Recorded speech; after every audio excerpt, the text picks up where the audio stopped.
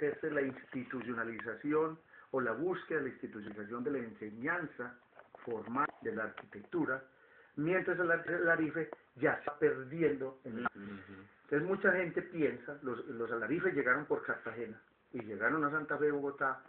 En Medellín uno de los primeros Alarifes es Agustín Patiño o Agustín de Patiño, quien es el que hace la traza de la planta urbana de Medellín en 1676. ¿Qué era la planta urbana? El trazado de la plaza y las calles aledañas, que es el primer trazo de Medellín en 1676.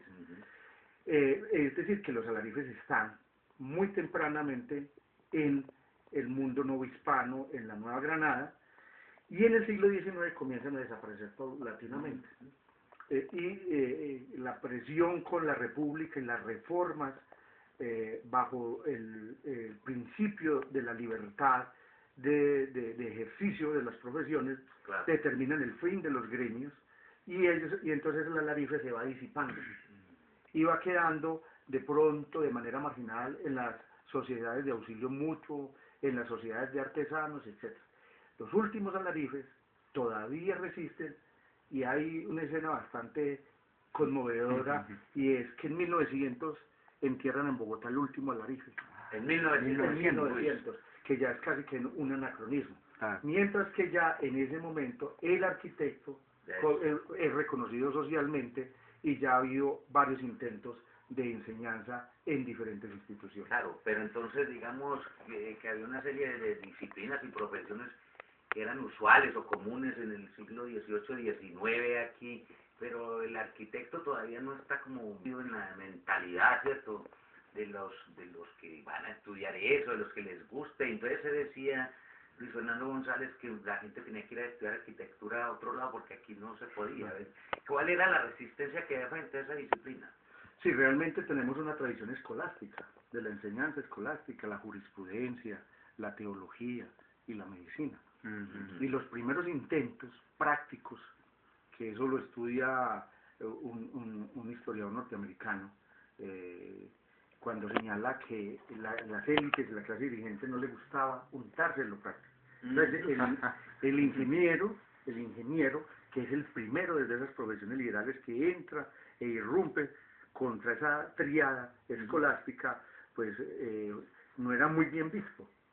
Y además, como le tocaba irse de las ciudades al monte, a abrir vías, a abrir caminos, a hacer cosas, tampoco gustaba en muchos sectores. Pero son los ingenieros los primeros que intentan hacer arquitectura, y dentro de su programa académico se contempla la enseñanza de la arquitectura. Como señalaba ahora, la Escuela Práctica de Arquitectura, con las obras del Capitolio y los cursos de arquitectura de Thomas Reed en la Escuela de Ingeniería, en la Escuela Militar, para ser más exacto en ese momento, son las primeras formas de enseñanza acá.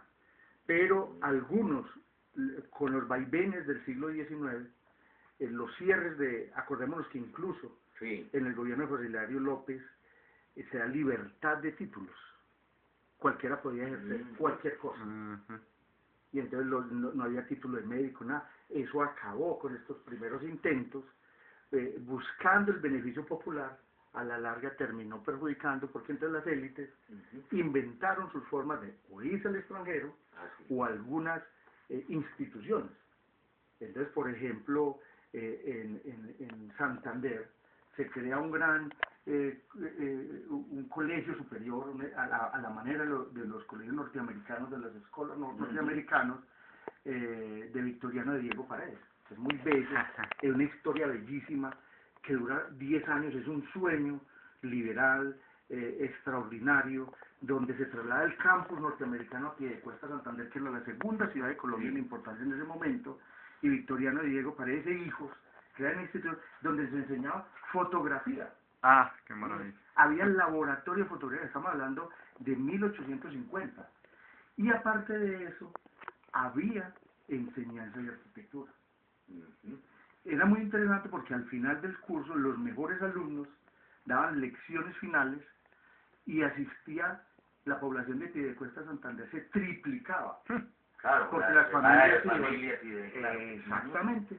y ellos daban las lecciones de las diferentes materias, geometría, etc. Ese sueño, obviamente, el radicalismo conservador acabó con ese sueño, señalaron a Victoriano Diego Paredes como el Lutero de Santander, y lo incendiaron todo el campus, acabaron con este proyecto, que es una historia desconocida, o poco difundida en lo que ocurrió en el Colombia del siglo XIX. Entonces lo que te señalo es que sí hubo intentos en Colombia, algunos sí se fueron y se graduaron en el extranjero. Caso del primero que se conoce graduado en el extranjero, en Alemania, Mariano Santamaría, un bogotano, que diseñó, por cierto, la iglesia de Sonsón, la antigua iglesia de Sonsón, etcétera, que quemó, que se dañó, y que hubo que demoler. Mariano fue de los primeros. Pero en Colombia, en diferentes momentos, hubo intentos, y después de que llega Mariano Santamaría, Alberto Urdaneta y otros, a través de la Escuela de Bellas Artes, y un proceso anterior a la Escuela de Bellas Artes, también tuvieron sección de arquitectura.